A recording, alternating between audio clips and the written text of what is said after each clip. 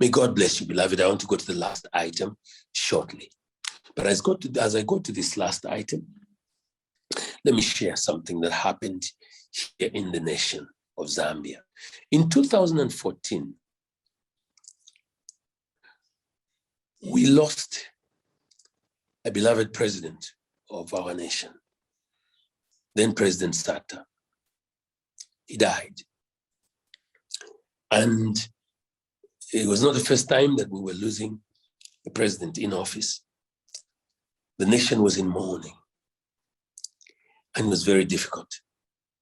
So after a while of the mourning period, according to our constitution, an election was ordered because there had to be an election within 90 days. Some of you from the region may be aware. Different political parties now began to prepare for that election.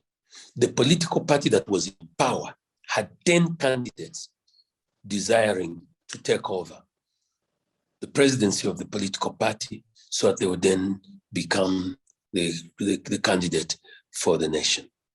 As a result of that, there was serious commotion in the ruling party to the extent where it was beginning to bring tension to the whole nation. I want to illustrate something about conviction. And conviction comes from the Lord himself, and he directs us in many ways. So on the 16th of December, I had a deadline to submit a chapter for my dissertation. And so I left early from home and went to my office to finish that chapter. And after I finished it, I got in the car, was heading home right around 6 p.m. The news in Zambia normally comes at 7 p.m. The evening news on our main TV channel comes at 7. And so I was really delayed and I missed that news. But at 6 in the car, I caught an item on the news that was highly troubling. And I began to wonder what was really going on. And so at that particular point, as I listened, I could tell that the politicians were fighting. And as that was happening, I realized that we needed to do something. But then I had completely forgotten that earlier in the day, God had actually done something already. Because around 2 a.m., the Lord woke me up and showed me a vision. Now, in that vision, I was sitting, and right before me was the then acting president of the Republic of Zambia, Dr. Guy Scott. And as I was sitting with him, the Lord gave me some words, and I said to him, and I remember he was wearing a gray trousers, white shirt, and yellow blue spotted tie. I remember it because I have a tie exactly like that. And in that dream, I was given some words by the Lord to say, you've given this matter your best shot. What remains for you now is to simply hang on until you hand over power to someone else. Now, I woke up and this thing was so vivid and I didn't understand what the Lord was doing. I knelt down by the bedside and I prayed for a while. And afterwards, I laid back again. And when I got up, it was a little bit late to go and finish this chapter. So I got up quickly and then left my wife still resting. And I went on. Normally, when I have that kind of encounter, I would be able to share with my wife, but I didn't share that morning. And there's a reason why I'm mentioning this so that you can understand. So as I returned home, it was way after the normal news. We were sitting and relaxing in our bedroom, watching the news. I looked out for the news at 9 p.m. The item I'd heard on the news, on the 6 p.m. news on the radio, came now on TV. Now, then I had just heard some voices, and the voices of those ministers seemed like they were really agitated. Now, as I saw on the news, I saw one of those ministers with bloodshot eyes, and he was lifting his finger and pointing, and he was warning. He said, I'm warning you guys, Scott. He was actually mentioning the name of the acting president. And when I saw that, I realized this thing was serious. It is not normal for a minister in government to be warning and pointing a finger at an acting president. Those things have implications, and I realized that this thing was serious. But the moment he mentioned Guy Scott, at that moment, the Lord reminded me about what he had showed me in the morning. And as the news was concluding, I said to my wife, I forgot to tell you, I actually had a dream in the morning, and I narrated the dream. And I said, now that I've seen this item on the news and the mention of the acting president and so on, and the tension that's going on, now I know that that thing was a message from the Lord. But I looked at the time and I said, no, but I can't call him now. It's now 9:30 p.m. My wife said, call him. And she has a very serious prophetic ministry, actually. When God speaks to her, she has very serious insights in the word. And when she says things like that, I know God is leading. She says, no, call him. And I realized this was important. So I picked up the phone and I called because I had his number. I called. His wife answered the call.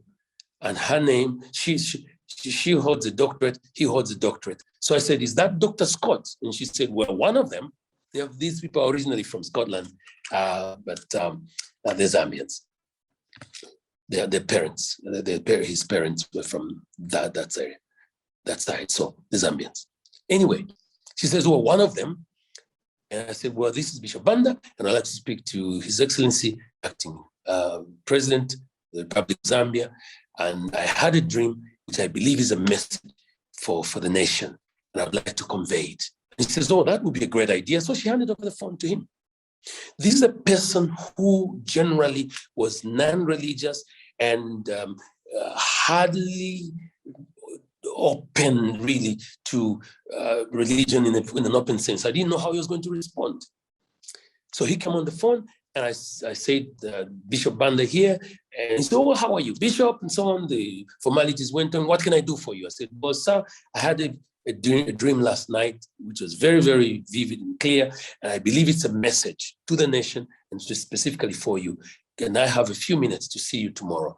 And so by the grace of God, he says, oh, yeah, I have a meeting at 9 and so on, but I can see you at 11. And so by 10:30 the next morning, which was a Wednesday, I went. I was by the office, and I had an opportunity to walk into his office. And as I walked into his office, I was given a place to sit. He sat right opposite me. I must explain to you, something hit me really hard, because as he sat down, I noticed that he was wearing gray trousers, white shirt, yellow, blue spotted tie, exactly what God showed me in the dream. I realized immediately this was very serious. Chills went up my body. And he said, yes, Bishop, can I help? And I said, sir, I narrated the dream now, exactly what I told you earlier, that I saw him sitting there, that God gave me some words and simply said, you must, you've given this thing your best shot. What remains for you now is simply hang on until you hand over power to someone else. So I said, sir, I believe that with what I saw on the news, there's something serious going on. I want to know what we can do to help. So he sat back, pulled his tie, and then he said, Bishop, we're in trouble. And he began to narrate the commotion that was there in his party, and that they were now in two camps, and he was supporting one candidate, and there was another candidate on the other side, who is now the current president, Edgar Lungu, on this side. And the two camps were so polarized that the nation was literally being pulled apart. And they only had 3 days. That was a Wednesday. By Saturday, the deadline for lodging nominations was coming. So if they didn't come up with a candidate, they would not be in the picture. They would actually lose their opportunity to field someone. Therefore, others would take that slot. So they needed to come together by law so that they would be able to have a candidate agreed upon in order for them to be able to participate in the elections. So he went ahead and narrated that there was this commotion and they needed help. So I went ahead and said, all right, if you need help, we will give it to you. And he said who needed to be seen. And I called on one of my colleagues so that we could be able to do this. Now, just before we left, I said, sir, can I pray for you? I read from Proverbs chapter 12 to 21, the that the heart of the king is in the hands of the Lord, and he leads him like a watercourse. And so I laid hands on him and prayed. By that time, the secretary of the cabinet, the late Dr. Msiska, had joined the meeting. And so I went ahead and prayed and laid hands on the vice president. And that was it. It was a very wonderful experience. But just after that, the phone rang. So he got up and went to the phone and he says, yes. Oh, who is this? Oh, yeah. What happened? Or who made the announcement? Oh, really? He says, well, what can I do? He came back. He says, Bishop, it has gotten worse. He says, 14 of my cabinet ministers have now revolted and they're asking me to resign. The moment he said that, I said, sir, you're not resigning. I now understood what God had showed me. I said, now I understand, sir, why God showed me that vision in the dream. I said, you're not resigning. The words the Lord gave me now are making sense. You're not resigning. The Lord is to you. You've given this thing your best shot. What remains for you now is to simply hang on until you hand over power to someone else. I said, sir, you're not resigning. You will hand over power at the appropriate time to someone else. To cut a long story short, in the days that followed, we went through some processes where we saw him and we'd go to the other side with a friend of mine who's now passed on, and we'd go ahead and talk to them until on Friday night, a meeting was arranged. Around 5 p.m., the acting president said, Bishop, we are ready now. I want you to come to State House at 8 p.m. You call Edgar Lungu, that was the other faction, and let them come with 5 of their team. I will have 5 from my team. I want you to come and chair the meeting. We are ready to reconcile. So sure enough, beloved, at 8 p.m., I was at State House, and we're taken into a room where cabinet normally meets. And the acting president gave me to sit where the president normally sits. He said, Bishop, sit here, you're chairing the meeting. He put the gavel on my side, on the right, and he said, go ahead and chair the meeting. So there are 2 factions were sitting here and there. And by that time, God had given me a plan, a 7-point plan. I had some printed sheets of paper, which I distributed. I asked them to say, can each side look at these things? Are these acceptable? Can we go ahead and start the reconciliation process? They said yes. And I said, all right, let's pray. So we prayed and I started the process. And beloved, God was at work. 2.5 hours. There was tension, a few moments, but God gave me grace. At some time, I even asked the acting president, can I use the gavel? I had to use the gavel twice to say, order, order, order, calling those politicians to a place of order. And by God's grace, at 10:15 p.m., the acting president got up, walked behind my seat, and went to his rival. And he said, he put out his hand, they shook hands, and the air changed in that room. There was reconciliation. The next morning, I was called, and I called one of my good friends, a Catholic, who is now passed on, Father Chilinda, and I said, you know, the ruling party reconciled last night.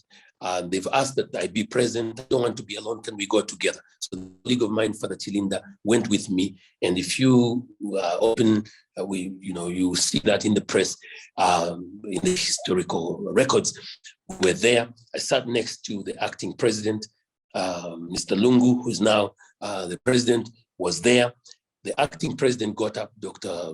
Guy Scott got up and said, last night, we as the ruling party decided to bury the hatchet and to come to a place of reconciliation.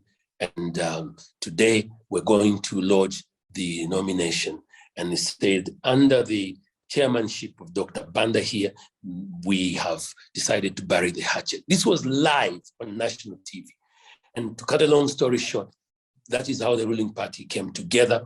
That Saturday, they filed the nomination, and 30 days later, the elections were held, and President Lungu was elected as the president of the Republic of Zambia. Peace returned. This is how reconciliation can work. So we've reconciled political leaders, we've reconciled church leaders, we've reconciled families, At every level, we must believe God for reconciliation. Conviction must be there that we must pursue. We pursued these political leaders based on revelation that God had given, and we saw reconciliation at work.